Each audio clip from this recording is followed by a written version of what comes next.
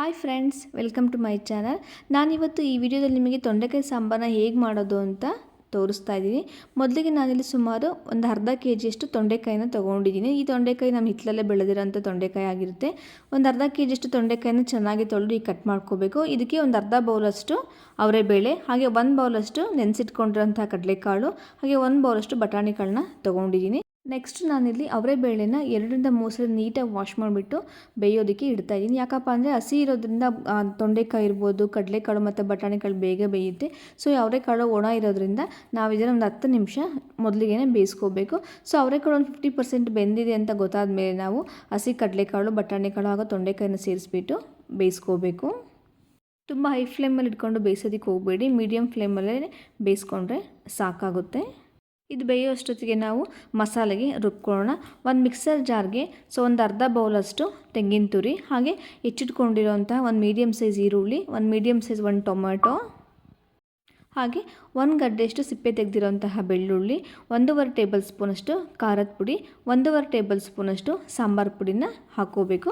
So sambar ಪುಡಿ ನಾವು ಮನೆಗೆ ಯಾವ ಸಾಂಬಾರು ಪುಡಿ ಯೂಸ್ ಮಾಡ್ತೀವಿ ಅದೇ ಸಾಕಾಗುತ್ತೆ. ಇದನ್ನೆಲ್ಲ ಸ್ವಲ್ಪ ನೀರು ಹಾಕ್ಬಿಟ್ಟು ಎಲ್ಲದನ್ನು ಕೂಡ ಒಂದು ಫೈನ್ ಪೇಸ್ಟಾಗಿ ಮಾಡ್ಕೋಬೇಕು.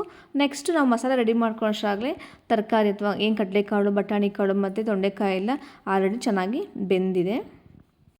ಇದಕ್ಕೆ ನಾವು ಗ್ರೈಂಡ್ ಮಾಡ್ಕೊಂಡಿರೋಂಥ ಮಸಾಲೆ ಏನಿದೆ ಈ ಮಸಾಲೆನ ಹಾಕಿಬಿಟ್ಟು ಚೆನ್ನಾಗಿ ಕುದಿಸ್ಕೋಬೇಕು. ಸೊ ನಮ್ಮ ರುಚಿಗೆ ತಕ್ಕಷ್ಟು ಎಷ್ಟು ಬೇಕೋ ಅಷ್ಟು ನಾನಿಲ್ಲಿ 1.5 ಟೇಬಲ್ ಸ್ಪೂನಷ್ಟು ಉಪ್ಪನ್ನು ಹಾಕಿಬಿಟ್ಟು ಚೆನ್ನಾಗಿ ಕುದಿಸ್ಕೊಳ್ತಾ ಇದ್ದೀನಿ. ನೆಕ್ಸ್ಟ್ ಇದಕ್ಕೆ ಹೆಚ್ಚಿಟ್ಕೊಂಡಿರೋಂಥ ಒಂದು ಟೊಮೊಟೊನ ಕೂಡ ಸೇರಿಸ್ಬಿಟ್ಟು ನಾನು ಕುದಿಸ್ತಾ ಇದ್ದೇನೆ. ಸೊ ಇನ್ಕೇಸ್ ಟೊಮೊಟೊ ಬೇಡ ಅಂದರೆ ಹುಣಸೆ ರಸನ ಕೂಡ ಸೇರಿಸ್ಕೋಬೋದು. ಇದೆಲ್ಲದನ್ನು ಕೂಡ ನಾವು ಕೂಲಾಗಕ್ಕೆ ಬಿಟ್ಟು ಸಾಂಬಾರೆಲ್ಲ ಚೆನ್ನಾಗಿ ಕುದ್ಮೇಲೆ ಕೂಲಾಗಕ್ಕೆ ಬಿಟ್ಬಿಟ್ಟು ಇದನ್ನು ಸ್ಟ್ರೈನರ್ ಮುಖಾಂತರ ಸಾಂಬಾರು ಮತ್ತು ಕಾಳನ್ನು ಸಪ್ರೇಟ್ ಮಾಡ್ಕೋಬೇಕು. ಸಪ್ರೇಷನ್ ಎಲ್ಲ ಆದಮೇಲೆ ಒಂದು ಬಾಣಲೆಯಲ್ಲಿ ಸ್ವಲ್ಪ ಎಣ್ಣೆ, ಸ್ವಲ್ಪ ಸಾಸಿವೆ, ಕರಿಬೇವು ಹಾಕಿಬಿಟ್ಟು ಹಾಗೆ ಹೆಚ್ಚಿಟ್ಕೊಂಡಿರೋಂಥ ಒಂದು ಈರುಳ್ಳಿ ಹಾಕಿಬಿಟ್ಟು ಮೀಡಿಯಮ್ ಫ್ಲೇಮಲ್ಲೇ ಫ್ರೈ ಮಾಡ್ಕೋಬೇಕು. ಎಲ್ಲದು ಕೂಡ ಫ್ರೈ ಆದಮೇಲೆ ನಾವೇ ಸಪ್ರೇಷನ್ ಮಾಡಿಟ್ಕೊಂಡಿರೋ ತೊಂಡೆಕಾಯಿ ಕಾಳಿರುತ್ತೆ.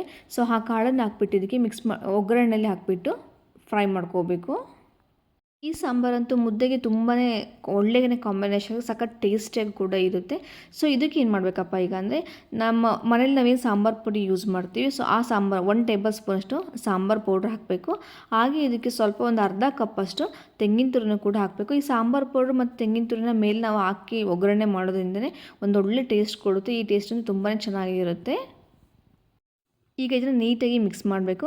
ಸೊ ನಿಮಗೆ ತೊಂಡೆಕಾಯಿ ಏನೋ ರೆಸಿಪಿ ಮಾಡಬೇಕು ಅಂತಂದರೆ ಖಂಡಿತವಾಗ್ಲೂ ಒಮ್ಮೆ ಈ ರೀತಿ ಟ್ರೈ ಮಾಡಿ, ತುಂಬಾ ಚೆನ್ನಾಗಿರುತ್ತೆ. ನಮ್ಮನೇಲಿ ನಾವೀಗ ಕೆಲವೊಂದು ಸಲ ಮಾಡ್ತಾನೆ ಇರ್ತೀವಿ.